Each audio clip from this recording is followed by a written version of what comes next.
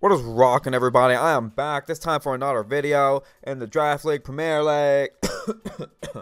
still have that still have that cough lingering a little bit after like 2.5 weeks. It's pretty crazy.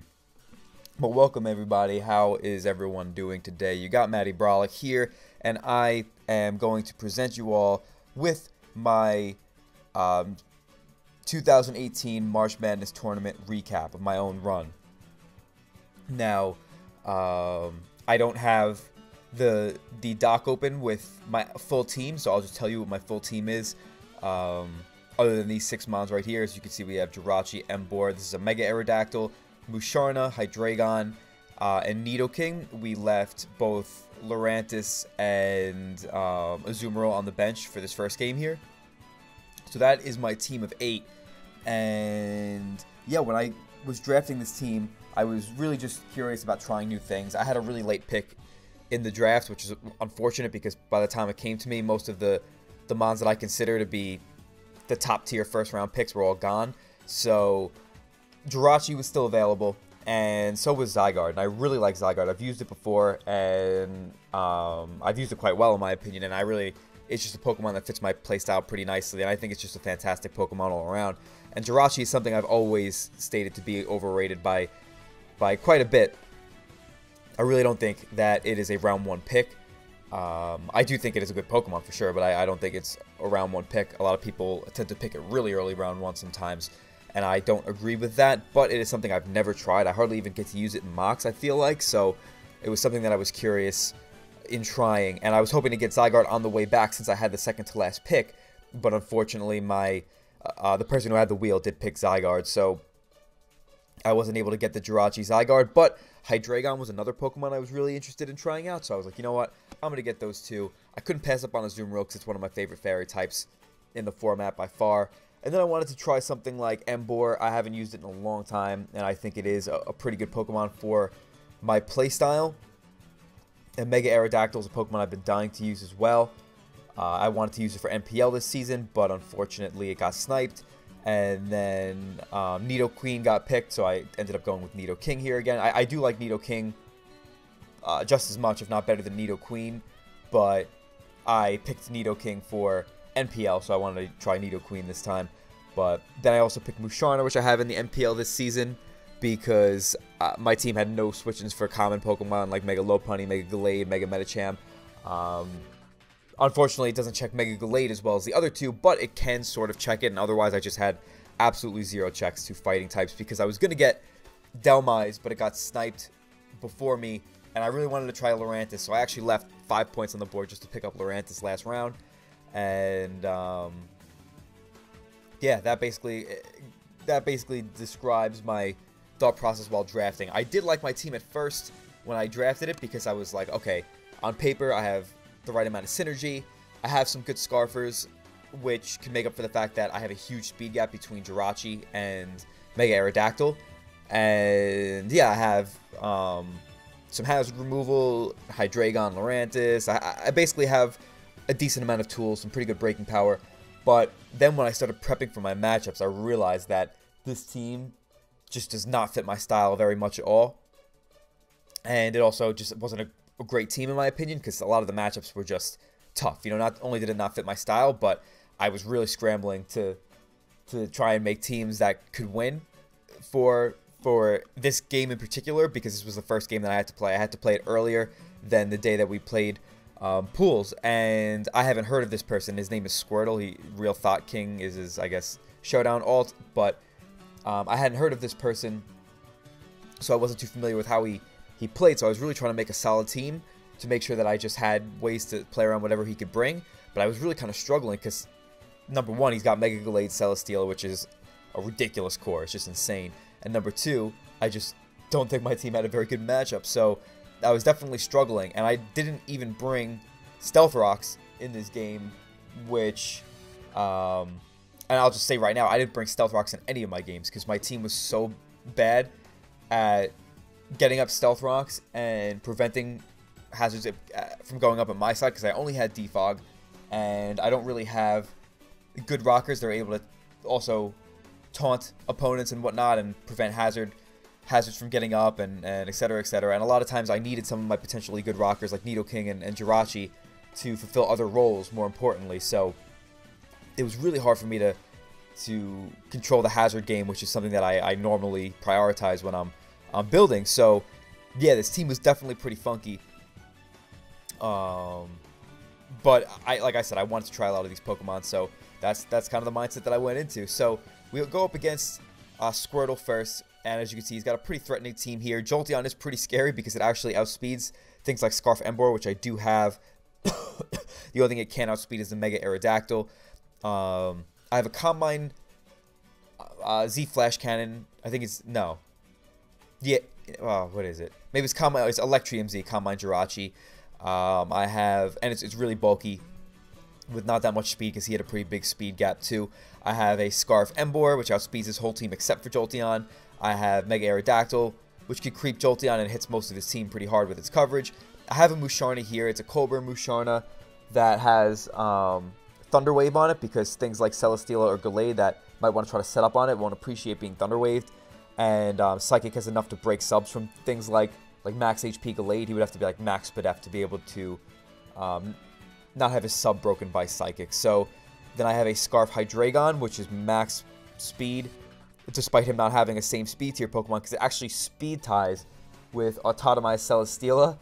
And he could very well just bring max speed Autotomized Celesteela, because if I don't bring max speed Hydreigon, then it definitely outspeeds my whole team, and it just runs through my team. Celesteela just, Z Celesteela in particular, just abuses my team.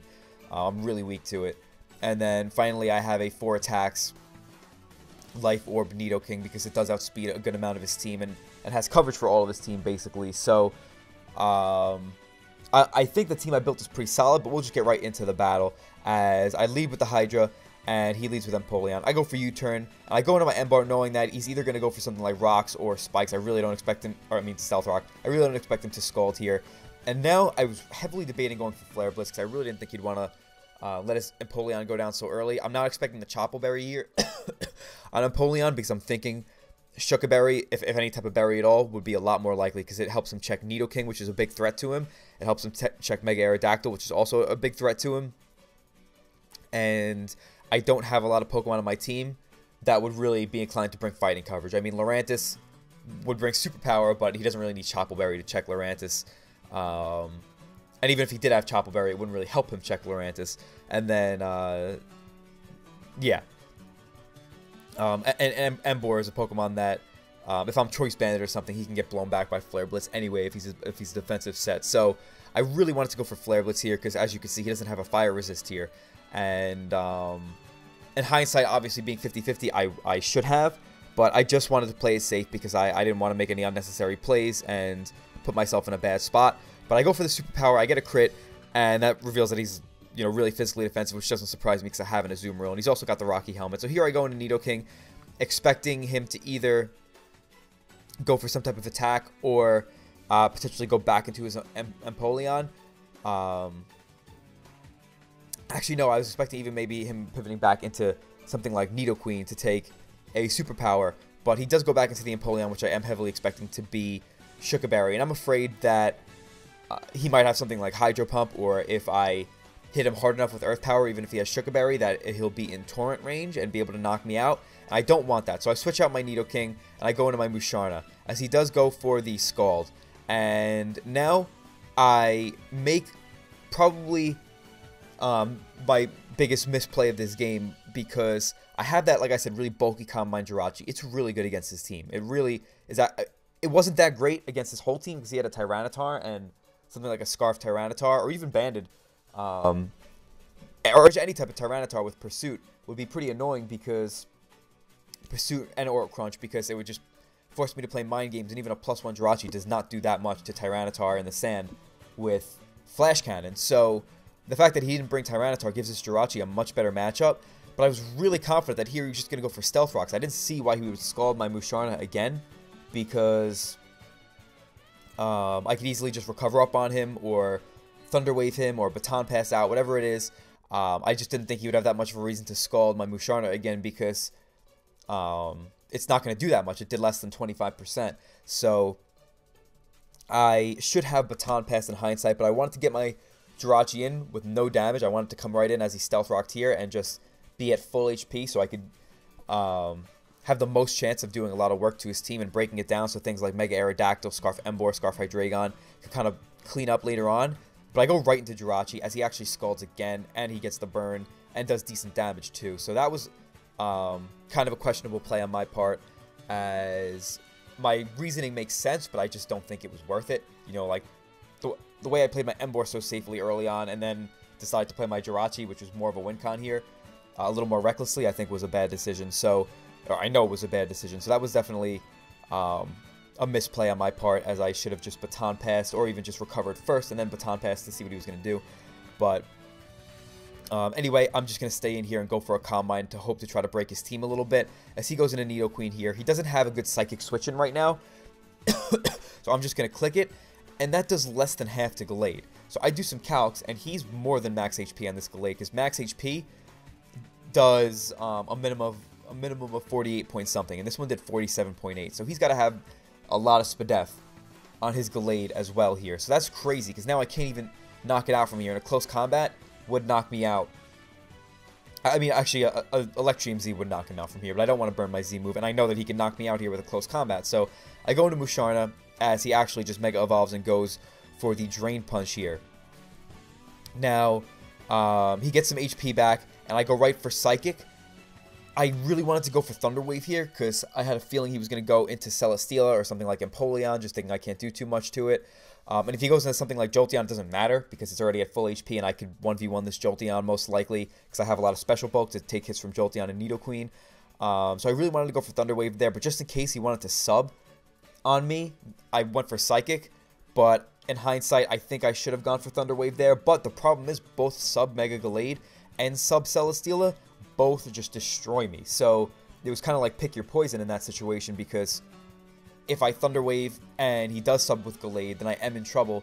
And if he goes for, and also the fact that he took that Psychic so well from Jirachi at +1 tells me that he might be able to sub up on my Musharna, because like I said, I have enough special attack investment to break a max HP Mega Gallade sub 100% of the time, but if he's got more special defense than that, then there's a good chance he might be able to sub up on me, which would just be really, really bad, because I don't have a Ghost type. He could easily run like a bulk up Wish sub Mono Drain Punch set, which I have run in the past, and it could be very, very good even against teams with a bulky Psychic type. So that's why I really felt like I should just go for Psychic here.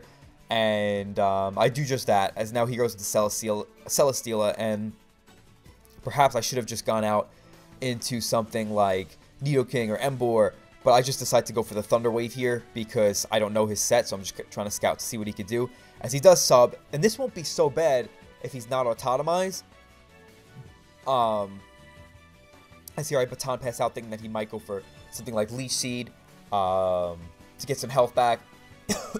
Or he might just attack, and I didn't want to let any of my other potential checks get weakened by the Celesteela, so I baton pass out, as that Heavy Slam does a lot, because I have a lot of HP. That Heavy Slam reveals to me that he is max attack, even though he is leftovers, so I know he's not Z-move, but I know he's max attack, and here I go into my Jirachi, as I know I could break this up with Thunderbolt, but he does reveal the Autotomize here, and this is bad.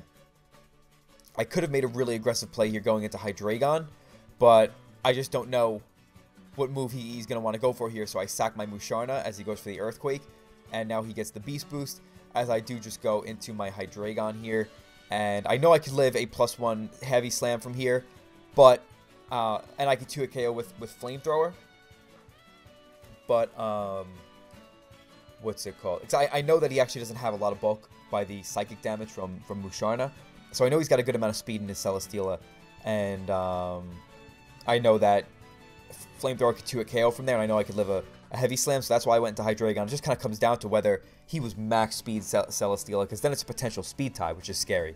So I went into Hydreigon, I just fired off a Flamethrower as he goes into Nidoqueen. That reveals to me that he's not super bulky on his Nidoqueen either, as now I just go right for a Psychic as he goes into the Mega Gallade, as now he's going to Drain Punch my Jirachi, and because I have so much bulk on this Jirachi, that actually heals him quite a bit, which is kind of annoying. As here I go into my Emboar, and I know he's probably just going to go into Tangrowth and sack it, but he actually goes into Nidoqueen and sacks that first, which is a fine play. Is here he goes right into Jolteon, and he's actually on a balloon. That's a really smart prep because that makes it that much harder for Mega Aerodactyl to revenge it. And I don't know his full team build and his EV spreads and everything, but if I were going to do that with Jolteon, I would make sure that I could live in Adamant Mega Aerodactyl's Stone Edge, which is, I'm assuming, what he did. So that is clever prep, because I can't just come in on Jolteon and Earthquake it and knock it out. He's got the balloon, and that also helps him with Nidoking too. So here he is going to just go for a Thunderbolt, as I have to aggressively go into my Hydreigon here. And I do go for the U-turn, expecting him to potentially switch out as he goes into his Empoleon. I go into Emboar, and I just actually... Okay, so I double back into Nidoking, because my thought process here was, for me to get back into this game, I am going to have to bring out the Tangrowth and then fire off something like an Earth Power on the Tangrowth with my Nidoking, hoping that he goes into something like the Empoleon again, because he probably would go into Empoleon thinking maybe I'm going to go for Sludge Wave or Flamethrower, and he could take that and then also have the Shuca Berry. So I was hoping I could lure the Empoleon back out, go for the Earth Power, pop the Shuca Berry, and then get some damage off, because I probably outspeed this Mega Gallade. Or there's a decent chance that I could outspeed this Mega Gallade if he's that bulky. And I know I can take a hit from Jolteon and do a ton with Sludge Wave. I know that I can do a ton to Celesteela with Flamethrower. And I know I could easily OHKO a physically defensive Tangrowth with Sludge Wave. So if I can get some of these plays right, then I will be in a fantastic, not a fantastic, but a much better spot than I was. So I double back into Nidoking as he actually goes for Aqua Jet, which is a really good bring on his part, as I would have picked off my Emboar there. So now I'm just forced to go for the Earth Power, and that does pretty little. So it's really not looking good. It's really coming down to whether I could flinch things with Dark Pulse with my Scarf Hydreigon. That's looking like my only chance. But he does actually have an Inner Focus Mega Gallade, which is out of range of Dark Pulse. So he makes the hard play going into Celesteela here. But it wasn't really that risky, because if I did go for Stone Edge, it wasn't too big of a deal, as Tangrowth could take a hit from that range. I'm sure, like I said, Jolteon could take a hit. As I actually am... No, not Jolly, I am Adamant Mega Arrow. As here I just go for the Flare Blitz, and a Reckless Stab Flare Blitz from Emboar only does 72% to a defensive Tangrowth. That's insane. As here I go into my Hydra, as he just lets me knock out the Tangrowth. And here he actually should have gone into Mega Gallade, in my opinion, because he's out of range of Dark Pulse, so only a crit would be able to knock him out, and he's got the Inner Focus. But either way, he pretty much wins this, because he probably has coverage on the rest of his team for Hydreigon, and none of his Pokemon are in range of a single Dark Pulse, so it's pretty much impossible for me to win at this point. So I get 4-0'd in my first game, and I don't think I played terribly. I think I played a little too safe early on with Emboar. Had I Flare Blitzed right away, that would have put a lot of pressure on his team, because, yeah, I would have taken a ton of damage from Flare Blitzing a Rocky Helmet Tangrowth, but he would have been forced to either switch out and sack something, or he would have just sacked his Tangrowth right there, which would have eliminated the Tangrowth from the question, meaning every time Emboar comes in, he has no potential switch into it or real way to wear it down, because Emboar has pretty high HP, so the fact that he can't wear it down with Rocky Helmet and also Tangrowth's high HP would have been nice for me. And then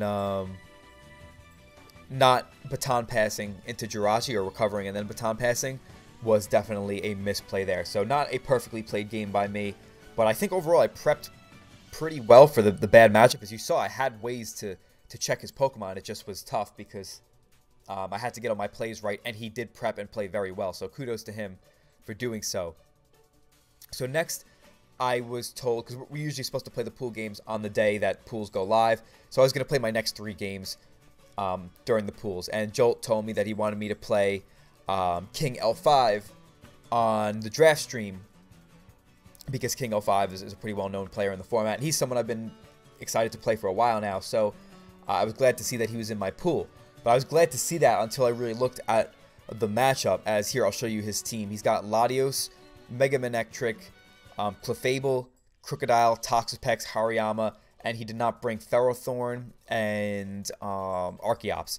So he's just got a disgustingly fat team with things like Toxapex, Crocodile, Clefable, and Ferrothorn. Even things like Hariyama and Latios that could be really bulky and have just pretty good synergy with the rest of his team. And Mega Manectric is really annoying. It's even more annoying than Jolteon because it forces my Aerodactyl to potentially run Jolly, and it also has Intimidate, which is annoying for my team, and has a lot more special attack than Jolteon, making it overall a little bit more of an offensive threat to the rest of my squad. So this matchup was just brutal. It was really, really hard for me to break through his defensive core. I'll just go through some of my breakers and then show why it was difficult. So Azumarill is one of the best breakers, and he has not only Toxapex but also Ferrothorn, so it's really difficult for Azumarill to power through those with some type of banded set. And Belly Drum kind of gets stopped in his track by Unaware Clefable, which is likely that he'll bring it because Lurantis is actually one of the biggest threats to his team also. So is Honeclaw's Mega Aerodactyl, so there's a good chance he's going to have Unaware in his Clefable here. So it's hard for Azumarill to break through his team with Unaware. I mean, with Belly Drum. Then you have Emboar, which has not that great of a speed tier for his team. A lot of his Pokemon could revenge the Emboar. He has Thick Fat for fire moves with Hariyama. He has Toxapex, which walls Emboar stabs. And unless I'm Life Orb or Banded, Life Orb is kind of out of the question because I would just wear myself down way too quickly. And Banded forces me to predict really heavily, which is not good against a Pokemon with a Regenerator and such a fat team like he has. So Wild Charge, Banded Wild Charge would be really risky. It would just force me to make some immaculate plays, and even so, it just really puts the momentum in his favor. Then Mega Aerodactyl, he has Crocodile with he's got double Intimidate, which is really annoying for Arrow. He has Toxapex, which walls Mega Arrow.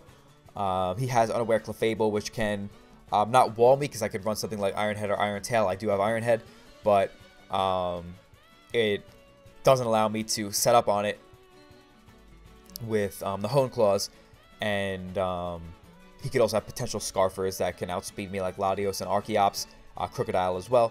So Hydreigon, same thing, cannot break his team at all whatsoever from an offensive standpoint, as he's got Clefable, he's got Toxapex, he's got Crocodile, Hariyama, so really, really tough to break his team. Nidoking is one of the best potential breakers I do have against him, but Assault Vest Hariyama really checks Nidoking quite well, and Latios could be a decent defensive check to Nidoking, and he just has a lot that outspeeds me potentially, so I also don't have any checks to Mega Manectric, so I needed to run Assault Vest on this Nidoking, but I do have a set that can do a lot of damage to his team.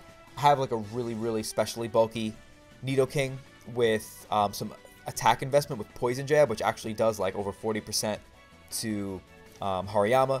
I have Ice Beam, Earth Power. Earth Power should do a lot to physically defensive Toxapex. Ice Beam should do a lot to Latios. And I can't remember my last move off the top. Flamethrower for Ferrothorn, I think. And then, yeah, so I have the setup Lurantis with Aromatherapy, Synthesis, Superpower, and Leaf Blade with mostly special defense, but some mixed EVs to allow me to potentially wall things at +1 defense a lot easier, like Hariyama, for example. I have the Assault Vest Nidoking. I have a Trick Room offensive Jirachi, because if I could wear his team down, I have Z Flash Cannon, and I have Psychic Flash Cannon and HP Fire on this set, so I could hit most of his team quite hard with this Jirachi, but I really need him to be worn down because Jirachi just isn't that strong, and even Z Flash Cannon isn't that strong, so I'm going to need to weaken his team a lot if I want any chance to break it late game. And then I have a Taunt, Dark Pulse, Roost, Defog, Hydreigon, because it actually 1v1s a fair amount of his team. It could 1v1 Archeops depending on the set. It could 1v1 a lot of Crocodiles. It does 1v1 pretty much every Toxapex. It 1v1s Mega Manectric without Signal Beam. It 1v1s Ferrothorn. And yeah, it could take on a lot of his team one-on-one, but it's just completely dead weight if I don't remove things like Clefable. So that's kind of the problem. I have an Aerodactyl with 4 attacks. I have Pursuit for Latios because I don't have a switch into Latios because I'm almost positive he's going to bring the Z Shadow Ball. And what's it called? My Jirachi was kind of forced to be offensive here, so I do not want to take the damage because I have enough bulk to take certain hits like a Z Shadow Ball and still set up a Trick Room, but I need to be at a relatively high amount of HP to do these things, so I don't want to be switching into this Latios. So that's why I pursued on Mega Arrow, and then I just have Wing Attack, Earthquake, and Iron Head for the Clefable. It does a good amount of damage to his team, but like I said, he's got the double Intimidate. He's got Toxapex, which walls me, which is annoying. And then finally, I went with Perish Trap Azumarill. I had a feeling that he would see this coming, but like, basically my prep for this game was hoping that he made some careless errors in prep or made potential mistakes in game, and I had a lot of things that could potentially win if he just completely overlooks them, like the Lurantis. I'm both, you know, Superpower and Leaf Blade, which could set up on a lot of his team and sweep potentially if he's not unaware Clefable or if he lets that go down. I have the Trick Room Jirachi, which can win if he really lets me weaken his team and doesn't expect this. I have the Taunt Roost Hydreigon, which could 1v1 a lot of his team if he lets me knock out the Clefable. I have the Aerodactyl, which could clean up a lot of his team, as the only thing he could have outspeed me would be a Scarfer, and if I could find out that his Pokemon are not Scarfed earlier on, then Aerodactyl can potentially clean up if he lets me weaken him. And then the Perish Trap Azumarill, which could get rid of really annoying things like Clefable, or Toxapex, or if he brought Ferrothorn. So that was my game plan, because I just knew this matchup is garbage, and I, you know, didn't know what other kind of approach to take. I could have tried to, I don't know, I was going to say like maybe some type of like dual screens type strategy with a lot of offense, but I just don't really have the breaking power necessary for his team. So we will get right into this battle as I lead with the Hydreigon, and I go for Taunt in case he wants to get up rocks here, as he actually goes right for the knockoff. And next I'm going to go for the Dark Pulse, and that does 0, and that tells me he is probably Assault Vest Crocodile. So he goes for Superpower here, and now I'm going to go for Roost, and he expects that going into his Clef. So now he goes for his Stealth Rocks as I go into Nidoking, and here I go for the Poison Jab because Ice Beam seemed like somewhat of a possible play that I might want to go for here. So I didn't know if he'd want to risk his Crocodile coming in on the Nidoking, especially if he wants that to check something like a special Jirachi. So I didn't know if he would want to switch into his Crocodile here and risk that, but he does do that, and that's fine. No biggie, but it is looking like a difficult team to break already. As here he goes for the Earthquake as I go into my Lurantis, and now I'm going to go for the Superpower as he goes on Latios. And if he's a Z-Dragon move or something like that, he actually can knock me out from this range, so I don't want to risk it. As I'm going to switch out and go into my Azumarill here, because I have a lot of bulk on his team, and I could just see what he wants to go for. As he goes right for a Shadow Ball. If I did stay in there, I would have, I mean, not really would have been in a good spot, but like it would have at least put a little more pressure on him to go out into something like Clefable and reveal to me that he is indeed unaware. As here, I go for the Protect, just to scout to see if he had some type of Z move that he wanted to go for there, potential Electrium Z. So here he goes into Toxapex, and I am going to go right for the Whirlpool, and he goes right for the Scald. So now I'm like, okay, cool. I'm going to go for the Aqua Ring here, because that is going to allow me to really not take much damage from this Toxapex. Now he goes for the Infestation, and I'm like, damn, he did see it coming. So, you know, if I do decide to go for the Perish Song here, then he's going to be able to wear me down. So I'm like, okay, I lose this 1v1. I'm going to have to go for the Perish Song here, because I was debating whether I thought I should just wait for the Infestation to run out and save my Azumarill, but then I'm like, okay, he's probably going to win this 1v1. So I am going to, because he'll get released by the Whirlpool and he can just recover all this damage off. I don't have any way to damage him otherwise. So I'm going to go for the Perish Song. So I go for the Perish Song, and he goes for Scald. Then next, I Protect. He's just going for Scald. I'm just clicking Whirlpool, just clicking buttons. And now I know I'm going to go down along with him. But then he switches out, revealing that he's actually Shed Shell Infestation Toxapex. Totally predicted that. And that was really, really good prep on his part. Like I said, I know that it was an obvious bring on my team considering the matchup, but that was still really cool. Like, Infestation, I was like, okay, now, like, he's going to take me down with him. But no, like, he had that really, really well scouted and switched out with his Toxapex with the Shed Shell. which just put me in a horrible spot because I haven't done any damage to his team, and he's already eliminated my Azumarill, which was supposed to be an important member here. So now I go into my Nidoking here as I just click Ice Beam, and now I go for the Poison Jab, just wanting to get some damage on this Hariyama because I want to put it in range of a Psychic from Jirachi. As now he goes right for the close combat and knocks me out. At least he is in range of Jirachi now, but here I'm just going to go into Aerodactyl here and click Wing Attack. Oh, I put Aerial Ace on this one by accident. Wing Attack is just better because it has more PP. As here I go for Iron Head, and he does manage to get a Wish off, which kind of sucks. Had I actually gotten a flinch in one of these scenarios, I would have been in a more solid spot because his Clefable is the biggest nuisance to my team because my biggest threats to him are the Hydreigon and the Lurantis, and if I could wear those down, then Jirachi actually becomes a pretty big threat. So had I forced his Clefable to just just go down because it was so weakened, I actually would have had a surprisingly decent chance here, I think. But I can't guarantee that for sure. I don't know his whole team, but I do think that if he let his Clefable go down, I would have had a much better shot. But unfortunately, I didn't get a flinch there. But obviously, that's not how I want to win. But this matchup was just so bad that I had to do what I had to do. So here I go into my Hydreigon and just roost up. As now I go into my Jirachi, and I go for the Psychic here. I know he's probably going to go into Crook, but I just have to go for the Psychic because I know Flash Cannon won't knock out the Hariyama if he's Assault Vest, which I know he is. So, it wasn't like he was stunting on me or anything the way it looked. I just had to make that play. So here I go for the Roost as he goes for another Superpower, and I'm just trying to, stay healthy here. As if I could knock out the Clefable somehow, then my Hydreigon is is one of my main win cons here. I mean, actually, Hydreigon almost just wins because I don't know if his Latios has a move to hit me. He probably does, but other than that, his Hariyama is almost dead. So the Hydreigon would 1v1. It could potentially 1v1 everything else. It would 1v1 a single beam Modest Mega Manectric if I had my leftovers still, but because I don't, I probably can't 1v1 the Manectric, but still. So here, I go out into my Lurantis as I'm expecting the Crook to come in. I get the attack boost, and here, I just go right for the Leaf Blade, expecting him to go out into something like Toxapex or Clefable just to get some damage, but unfortunately, he actually stays in and goes for Knockoff and Superpower.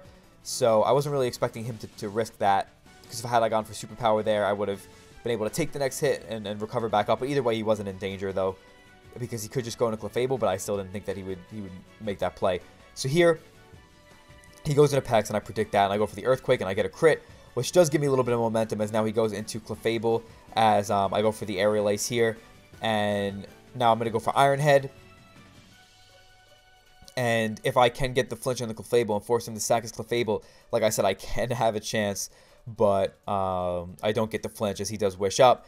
And here he does Protect as I go for the Earthquake. Toxapex would come in at a range where I'd be able to easily eat up the Earthquake anyway, unless I got another crit. But either way, I just kind of had to go for it. As here I go for an Earthquake, expecting the Pex to come in. But he does just go for another Wish. As here, I go for the crit again, but he actually probably would have lived that crit. So here I go into Hydreigon, as he just goes for Recover here. I switch out into Jirachi, and I just go for the Psychic as he goes into Latios, and then goes for the Never Ending Nightmare. I could have just switched out into Hydreigon there, but it's just a lost cause. Like, I've already lost this game.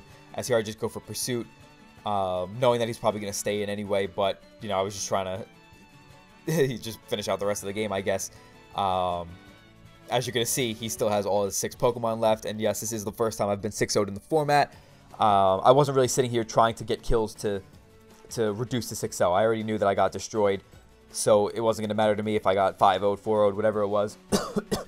I just knew that I had very little chance, especially when I wasn't able to flinch the Clefable with Iron Head, because had I been able to remove the Clefable, it really would have removed the biggest threat to my team, allowing my biggest threats to potentially put in some work. But once the Lurantis went down, it was looking really, really bleak, and then once I couldn't get the flinch on the Clefable, it was just pretty much no shot, because the Jirachi just does not have enough breaking power to do anything to the rest of his team. A Z-Flash Cannon would do, like, pretty little to the... Well, I mean, this Crook's almost dead, but his Manectric could live a hit, his Toxapex could live a hit, his Clefable could live a non, what's it called, flash cannon, a non corkscrew crash. So it really wasn't looking good, and Trick Room doesn't stay up forever. So I know I pretty much had no shot. So yeah, I got 6-0'd. I got completely throttled. And, you know, I wasn't too disappointed because I actually think I played quite well. I don't think my prep was bad. I didn't put enough time, or as much time as I would have liked to. You know, if it was like an NPL game or something like that. But I did put a fair amount of time into the prep, and I just realized, like, this is such a rough matchup for me that I'm kind of going to have to sort of prep in a way that will allow me to take advantage of him making mistakes. But then I spoke to him after the game, and he actually said he prepped like extra hard for this one. I know that we've spoken about how we'd like to play each other, so I guess he took this opportunity seriously, and I wish I could have given him a better match, but unfortunately I don't think I really had the personnel to with the draft that I have. So that was unfortunate. I'm really hoping that I get to play King L5 again, because he is a really good player, but I'm confident that I could win if I have even a decent matchup, you know, even like a matchup where it's in his favor but like not that bad. I'm still confident that I could beat him.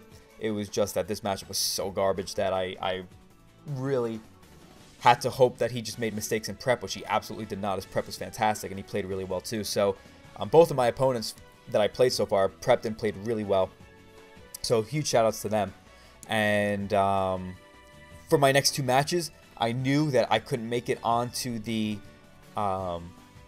brackets because the person that I lost to, Squirtle, before this went 3-1, I think. So that made it so that I didn't really have a chance to make the brackets. So next up, I played against someone named Andrew RB, Andrew RB15, and I literally built this team right on the spot. I really didn't put a lot of effort into it, and I told him that before the game. I just was, you know, getting these games done because I'm supposed to, and I also had to go out later that night, so I was like, all right, you know what? I'm just going to get these out of the way as quickly as I can, and then, yeah, I'll just get on with what I have to do. So I just had 5 Pokemon that can break Skarmory, and then a Trick Room Musharna, which could potentially break the rest of his team. So I'm a Specs Hydra, I'm a Combine Electrium Z Jirachi, I am a Taunt Rock Slide Aerial Ace Roost, Spadef, and just bulky all-around Mega Arrow. I am a Life Orb Nidoking, and I am a I can't remember what kind of Emboar I was. Was I Scarf Emboar? No, I think I was Choice Banded Emboar. Yeah, I think I was Choice Banded. And then, like I said, the Life Orb Musharna. I just don't have coverage for his Skarmory. I could have run Hidden Power Fire, but I decided to go with Energy Ball and Dazzling Gleam because he has a Rhyperior, Starmie, which I can't really hit too well with those other moves, and Dazzling Gleam for Scrafty. So here he leads with Venusaur as I lead with Aerodactyl. He goes right into his Skarmory. I go for Taunt just in case he had Sleep Powder, and I knew there was a chance he would go into Skarmory, which could be kind of cool because I could scout the set.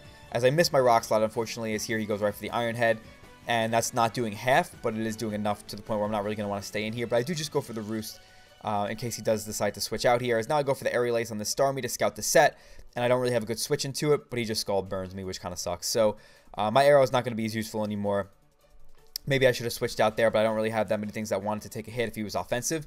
So I'm pretty sure he's going to go in a Slurpuff here, but I just go for the Dark Pulse just to scout the set, as I am Specs. And he is a pretty bulky Slurpuff. He has the leftovers as well. So I go right into my Banded Emboar. And now I'm just going to click Flare Blitz as he goes right into his Starmie. And this is a bulky Starmie, and this is doing over half. So that is pretty good. I go for another Flare Blitz, and that does even more than the last one. So I'm really wearing him down. As now he goes for Scald, and I would have knocked him out, but he crits me. So that kind of sucks, because that was a really bulky Emboar, as here he goes for the Ice Beam with Starmie instead of just sacking it off, as I go for U-turn, and it actually just barely misses out on the kill, so I'm really not getting lucky here. So, not that I care, like I was just going into this expecting to lose, but I'm not going to try and lose. I'm not going to sack everything on purpose. I'm just going to play the game, but I just built really quickly. So, I taunt the Skarmory just to not let him get up hazards. And now I can send in my Nidoking and try to pressure his team. So I'm going to go right for the Flamethrower as he goes into Starmie. I stay in on this Kyurem because I'm a timid Nidoking, and he didn't really have that much of a reason to bring a max speed Kyurem unless he was afraid of a max speed Nidoking. So it turns out that he is faster than me, which means he's either scarfed or he just decided to creep the Nidoking. But I had a feeling that he wouldn't go for an ice move here. He is Z Cure on black, so he could have just gone for Z Free Shock. But either way, I just don't have a switch into this. So, and Nidoking was kind of my most expendable member. So I get a really good amount of damage off on him with Sludge Wave. As here I go into my Hydreigon. As I probably should have gone for Flash Cannon here. But I go for Dark Pulse just to be safe, because he's got a potentially Assault Vest Entei as well. So I didn't want him to go into that. I'd rather him go into Slurpuff, because that's easier for me to pivot into than trying to pivot into the Entei. So that's pretty much the main reason I went for Dark Pulse. But the Slurpuff switch was pretty obvious. So here I go into the Jirachi, as I could try to pressure this thing. I go back into Hydreigon knowing that he's going to go into Entei here after he wished. And that's cool, because I'm going to lure him into staying in, knowing that he's probably Assault Vest, with how confident he was going into Jirachi, and go right for the Specs Draco. Because even if he is Assault Vest, he is still going to take a lot of damage here, which could put him in range of Life Orb, Musharna, or Jirachi, which would be great.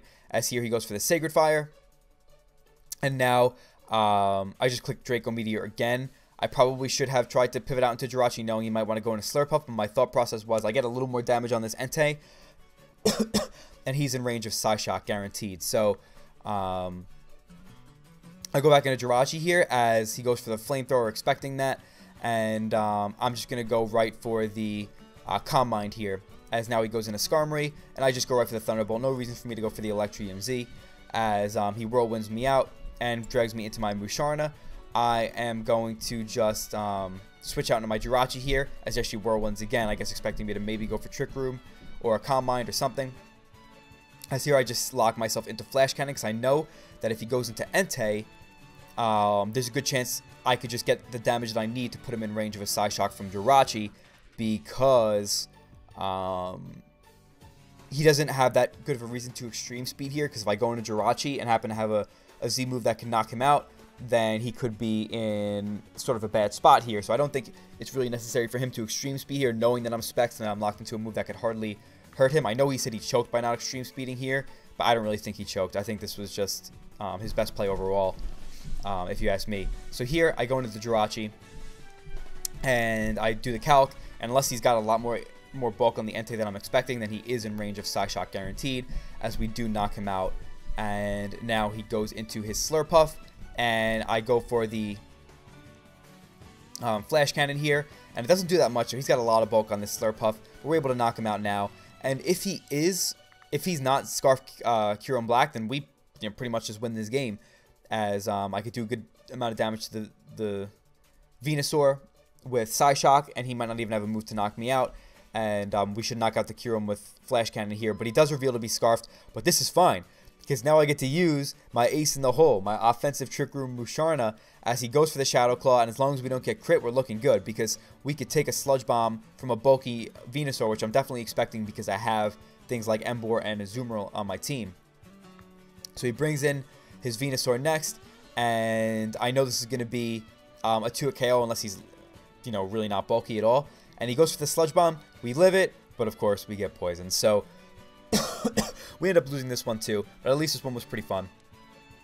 But yeah, now we move on to our last one, and it was kind of nice just letting go of trying to win and just kind of like having fun, not caring about hacks, whatever it was. It really was kind of a nice feeling to let go a little bit. But now this, I'm gonna say, pissed me off. I'm gonna preface this. We were paired up with Daniki, who's a good friend of mine, and I haven't had the chance to play him in the format yet, but I am playing him this season in the MPL. And because we were both eliminated from contention here, at least I know I was for sure. I'm not 100% sure if he was, but I think he was. I literally just whipped this team up in 5 minutes, and I actually have a pretty good matchup in this one because he doesn't have a lot of defensive synergy, allowing my breakers to just kind of have fun. But he definitely has big threats to my team. It's just that there's certain things I could abuse against him quite easily. But I didn't even take the time to analyze how I could do that the best. I just slapped 6 Pokemon on my team and had almost like max EV spreads, which anyone who knows me knows that I don't do that. And I was just going right into this because I know I'll get a chance to play him for real in the NPL. And I have a pretty good matchup anyway, so maybe I'll win. If not, I don't really care. But the reason I am pissed is because this game was actually played by its Turbo. And Turbo is someone who recently has really been improving in the format and showing that he's a serious, contender out there. And I've wanted the chance to get to play him ever since. And I didn't know it was him. He did a little switcheroo with Danicky where I think they played each other's games just for fun, kind of pulling an Iron Flash Gaming type of deal. And had I known that, I would have taken the time out to play it a little bit more serious, because like I said, I get the chance to play Danicky in the NPL where I'm definitely going to be taking it seriously. So had I known that, I would have built a better team and concentrated more on my plays instead of making my play as soon as the next turn started. So that's going to come into play here because, okay, I lead with Jirachi. I'm a Scarf Jirachi. He leads with Mamoswine. I go for the Iron Head because I just don't really care. There's a good chance that I flinch him, and I do. So now I go to Hydreigon, knowing that if he does attack, he's going to Earthquake. And if not, he would go out into something like, what's it called? It would go into something like Jolteon or Reuniclus that could take the hit. I'm a Specs Hydreigon here. I was going to go for Specs Flash Cannon, but I go for the Specs Flamethrower. Just to be safe in case he wanted to stay in and go for Signal Beam with Jolteon. So I played a little safe, and I go for the Specs Flamethrower. That does a lot to the Clef. I know it kind of forces him to heal up, but he actually goes right for the Flamethrower here. And now I'm going to go right for the Banded Liquidation as he goes right into his Jolteon. And I get a crit, but that obviously does not matter because Jolteon would need to be like max Fizz Def to ever have a chance of taking that. I know with my bulk investment, which is like just max HP, it's just a simple spread, that he can't knock me out here. So I just stay in and go for a Liquidation, weakening him. So I save this because I know Aqua Jet priority could be nice, and I also outspeed Reuniclus. So if I get in on Reuniclus, I could either attack it or force him out and force him to sack something else potentially. And I have powerful Aqua Jet priority, which is nice for Kang that's in range. It's nice for Scolipede, and it's nice for Mamoswine. So here I go into my Aerodactyl, as he actually makes a really bold prediction going for the Aqua Tail, but since I'm a really bulky Aerodactyl, I'm Spadef with Taunt, Crunch, Iron Head, Roost, because it checks his Clefable and Reuniclus, which are probably the biggest threats to my team. I just go right for the Iron Head here, knowing that he can't do too much with Moonblast, and I unfortunately flinch him. I offered to make another play here, like go for Crunch, but he said, as part of the game, we'll just continue. So it was nice. I'm just like letting go, just having fun, just clicking buttons and seeing how it goes. But since I just did not pay attention in prep at all, I just didn't realize that +2 Scolipede just destroys my team. But there's a way I could play around this right here. I am expecting the Hydro Vortex the way he brought this in, so I have a feeling that he's going to want to protect here and then go for Hydro Vortex. So I'm going to go for the Roost, and now he has to Hydro Vortex here because a flying move is going to kill him. So I don't have a flying move, but he has to go for the Hydro Vortex pretty much. Like he could make a really bold play expecting me to not go for a flying move, but this is his best chance to win. So I actually told Turbo this. I told Tom this because Tom was watching, and he was like, wow, man, you really must be on tilt, huh? And honestly, no, I just was not caring about these last two games.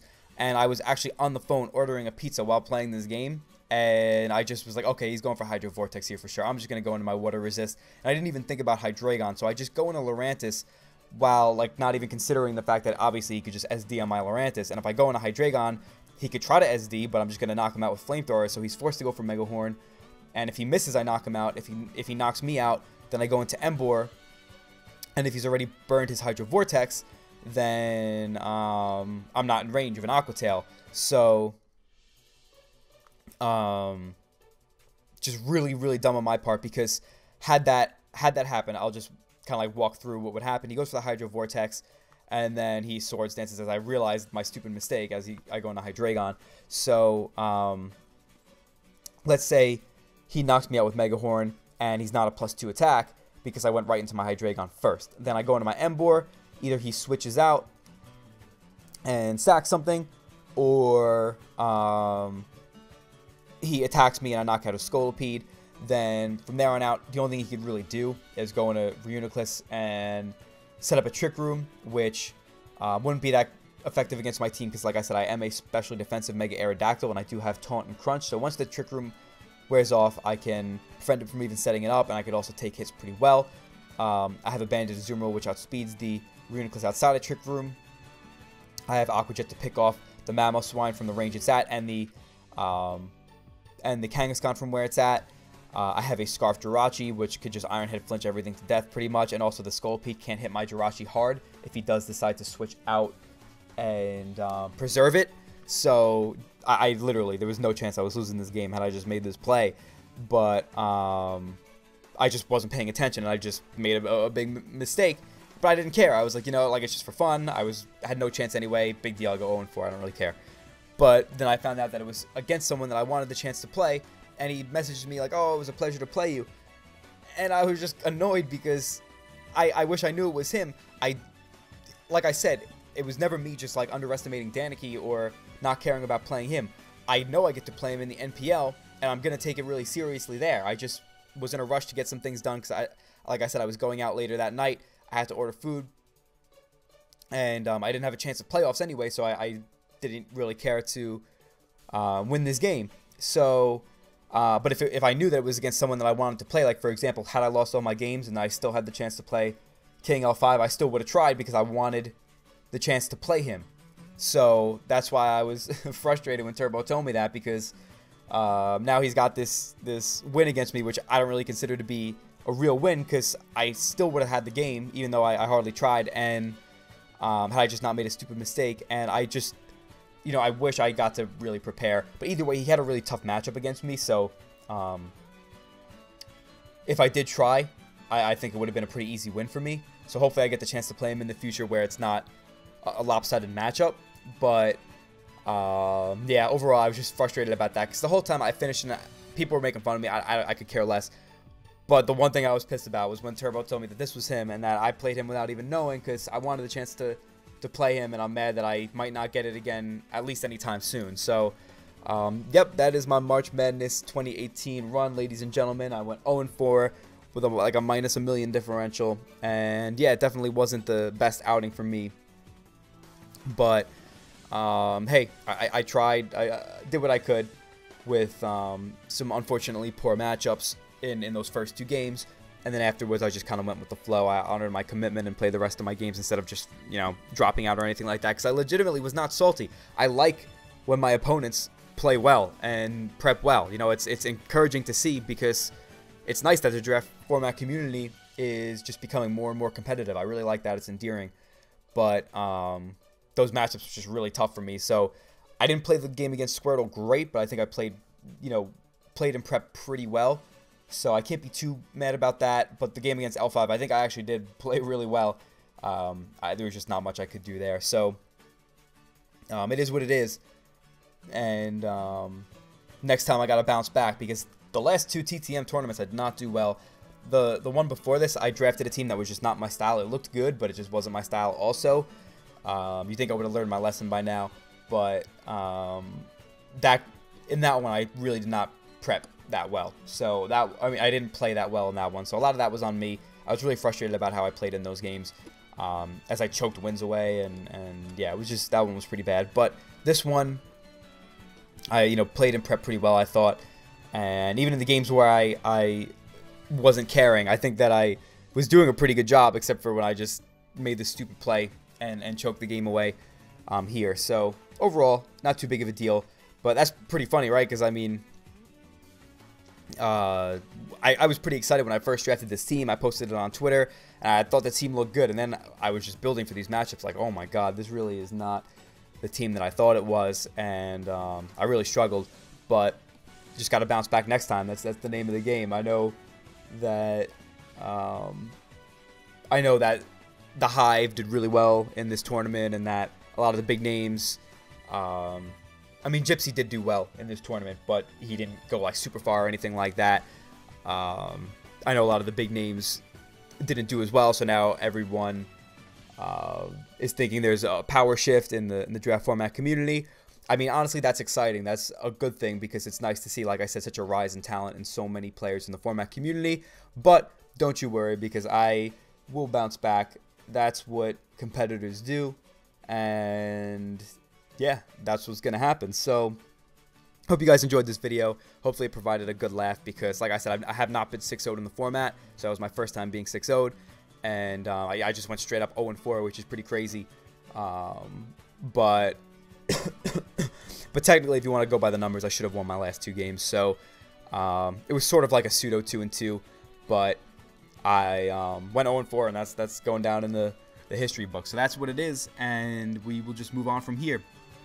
I'm definitely going to grind down for the rest of my MPL season, do my best there, and just keep making the most of it, because that's what life's about. You got to make the most of these things, even when you fail. You kind of have to make the most of your failures, just like your successes, because if you can't laugh at yourself, then trust me, ladies and gentlemen, then you're not living life to the fullest, because if you take yourself too seriously, you're always going to be held back in one way or another. So if you could take anything away from this video, it's that. It's not to take yourself too seriously, as I am trying to do that here, where, you know, I got completely dismantled in March Madness, but I'm sitting back and I'm laughing at it. So like I said, hope you guys enjoyed. Definitely let me know what you thought in the comments below.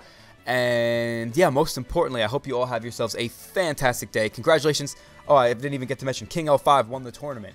So not only did he 6-0 me, but he actually won the tournament. So good for him. Congratulations to him. And yeah, most importantly, have yourselves a fantastic day. And I'll see you all in the next one later.